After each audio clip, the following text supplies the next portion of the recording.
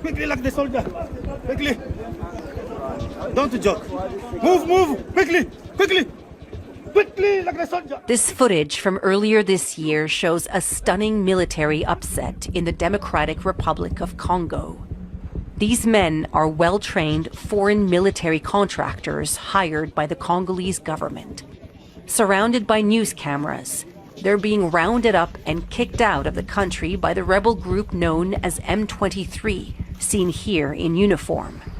M23 claims to be a grassroots rebellion fighting the government to secure the rights of Eastern Congo's Tutsi ethnic minority. In early 2025, they shocked the world by capturing Eastern Congo's largest cities. But once the cameras stopped rolling, the real power backing M23's surprise advance marched in to occupy the area. These are troops from the tiny neighboring country of Rwanda, identified by intelligence sources who spoke with NBC News. We uncovered evidence showing that Rwanda has armed, trained, and commanded the M23 movement and committed thousands of its own troops to the fight. Their clandestine war has given them control over a territory with some of the world's richest deposits of rare earth minerals used in cell phones, computer chips, and batteries. It's also killed thousands and displaced millions. Despite accusations from the UN and Western governments, Rwandan President Paul Kagame has carefully and repeatedly denied any role in the conflict. This problem was not created by Rwanda and is not Rwanda's problem. It is Congo's problem. M23 are not Rwandans. Does Rwanda currently have any troops at all in Eastern DRC? I don't know. NBC News exclusively obtained 3 years of confidential intelligence reports and surveillance footage. They were given to us by military contractors hired to provide intelligence for Congolese forces. Using additional incident reports from the Rwanda Defense Forces, or RDF, satellite imagery, and interviews with combatants, we were able to piece together an account of Rwanda's secret war. For the first time, we can see how Rwanda established field bases on Congolese soil, like this base, nearly 40 miles across the border, which was used to arm, train, and command M23 allies.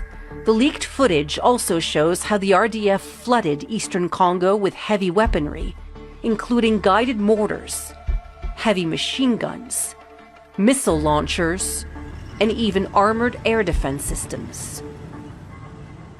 They established a network of trenches and fortified positions for Rwandan soldiers to directly engage in the fighting.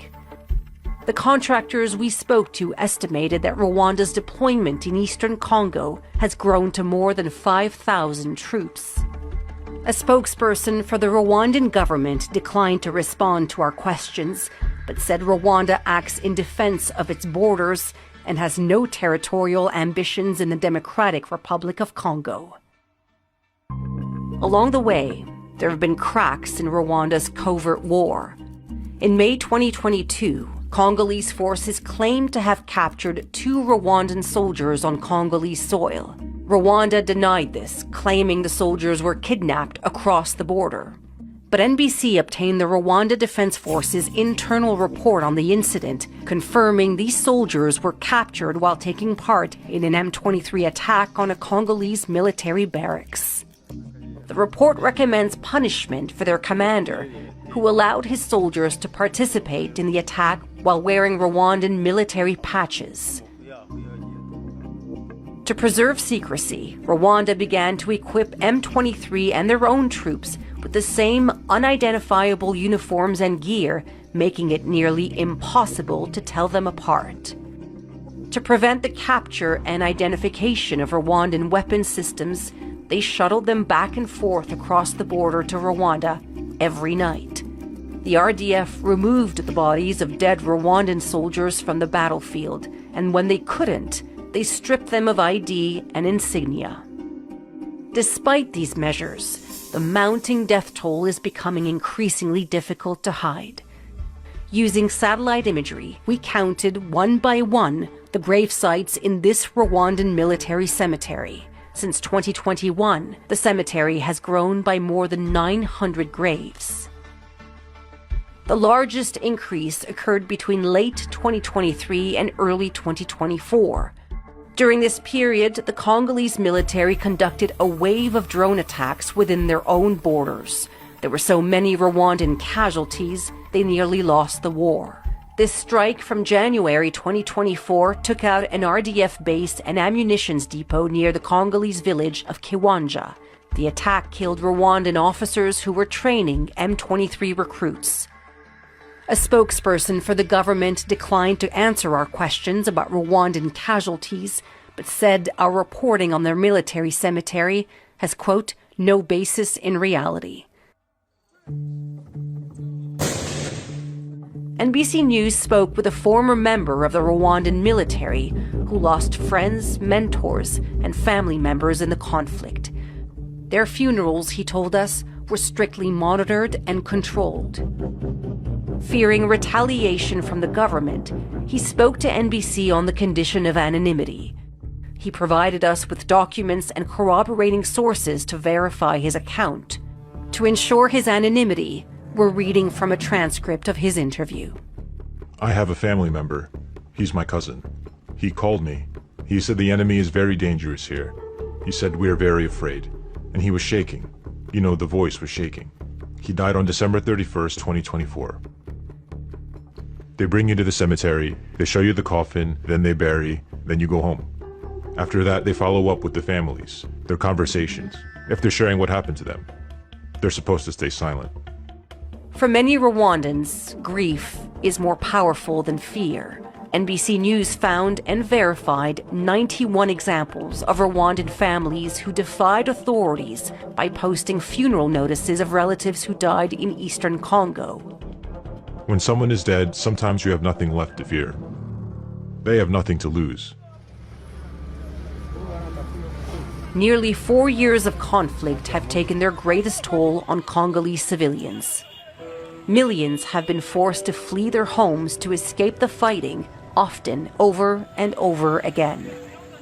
And Rwandan attempts to hide their presence is only making matters worse. A leaked report from January 2024 shows how the RDF and M23 established this small fortified position, then kicked out the entire nearby village to maintain secrecy. Over the course of the war, many of the displaced found shelter in refugee camps around Goma, the region's largest city. But Goma is now occupied by M23 and Rwandan forces, and many are being displaced yet again. Satellite images show thousands of tents and temporary structures in one of these camps being completely dismantled. Western governments have known about Rwanda's involvement and have said so publicly. But still, Rwanda continues to receive international aid, and that includes military funding for its UN peacekeeping missions. Now Rwanda is at the table for US-brokered peace talks, despite never having officially admitted to taking part in the conflict. It will also allow millions of displaced people to return to their homes, to safer communities, with new economic opportunities.